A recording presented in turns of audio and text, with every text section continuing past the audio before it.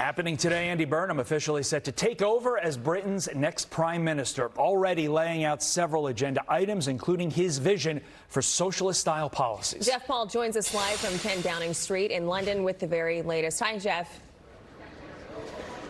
Well, yeah, good morning. In a short time, we expect Keir Starmer to appear outside of 10 Downing Street and address the media for a final time as prime minister. Then he's off to Buckingham Palace to meet with King Charles and formally resign. And then in comes to the picture Andy Burnham, who will also meet with the king and be asked to set up a new government. Now, the former mayor of Manchester has so far made a lot of promises about restoring hope, improving quality of life, and making things more affordable. During his speech a few days ago, he did signal a shift to the left compared to outgoing Prime Minister Keir Starmer. He suggested greater state ownership of public utilities, expanded social housing, more government involvement in essential services, and returning power to local governments. Burnham seemingly took a shot at the 1980s Britain under Prime Minister Margaret Thatcher, who pushed for free markets, deregulation, and individual self-determination. Britain took a series of wrong turns in the 1980s. Political power was centralised, and economic power was privatised.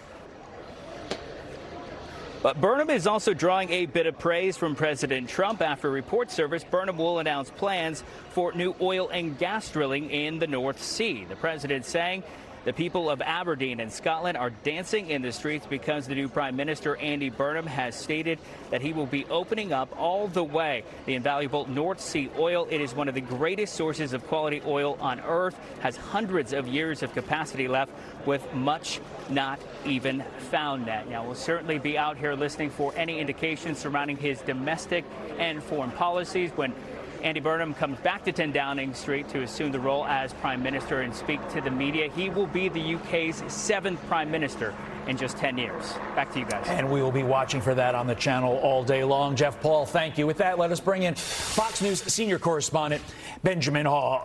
Benjamin, let's pick it up in the middle of Jeff Paul's report there, mentioning that Andy Burnham not a fan of Margaret Thatcher. Well, you well know that our president, Donald Trump, loved Margaret Thatcher, always talks about his love of her.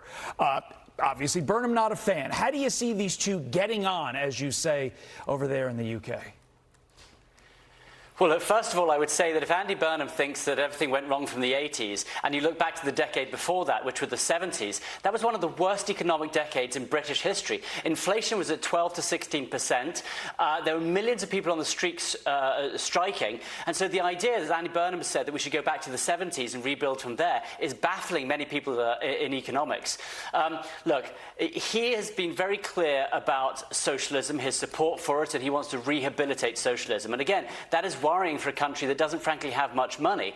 He's talking about nationalising housing and transport and energy and all the systems he can, water as well, but there's no money to do just that. So again, he's not talking about bringing down the welfare state, he's talking about raising taxes, and that is a real concern to many people. Now, you ask about President Trump, that's going to be really interesting because Andy Burnham has said in the past that any politician who gives President Trump the time of day should be ashamed with themselves. So what a bad place to start this relationship, and you expect they might be speaking later on today because often, world leaders call the new prime minister as he comes in. And I think that one of the first things that President Trump is going to be asking Andy Burnham is, can you give the US more access to British military sites to help against Iran, something that the last Prime Minister Keir Starmer did not do.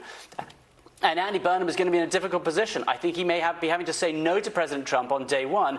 And the last thing is that although President Trump came out yesterday with that Truth Social post and said, isn't it wonderful Andy Burnham is going to open up new oil fields, we heard yesterday that he might not be doing that. He might be allowing further exploration on the existing oil fields, but the Labour Party has a ban in place for any new drilling, and I think that that's going to be a disappointment to President Trump as well. So I can't see the relationship getting off to a very good start, and we've got to see where he goes next. The UK has been in decline, Ben, as you well know, under far-left Starmer. I mean, that is well documented. So why was someone even further left, like Andy Burnham, able to ascend to the top?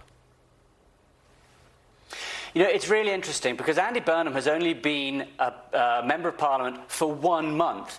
He was the Mayor of Manchester before that. Now, he was an MP for about 10 years finishing about 10 years ago.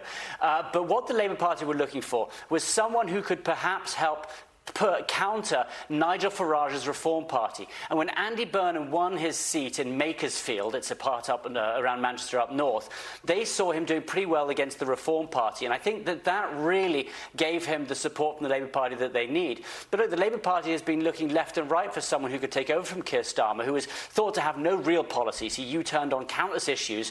And Andy Burnham seems to be the person they think can do that. And also, you have to look at who votes in the Prime Minister. It is the Labour Party members. It's not the wider public. And so they tend to move to the left. And the fear is, if he goes to a general election, Andy Burnham will lose straight away because the wider country do not want a big shift to the left. So he's been put in place by the Labour Party.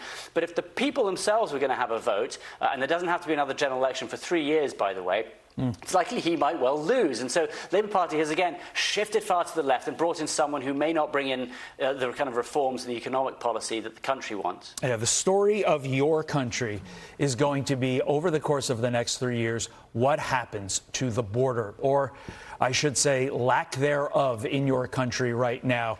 We will see if that is any indication as to what happens here in the United States, because, you know, within that 3-year time, we too have a presidential election coming up in 2028. Ben, always great to see you, my friend. Thank you, sir.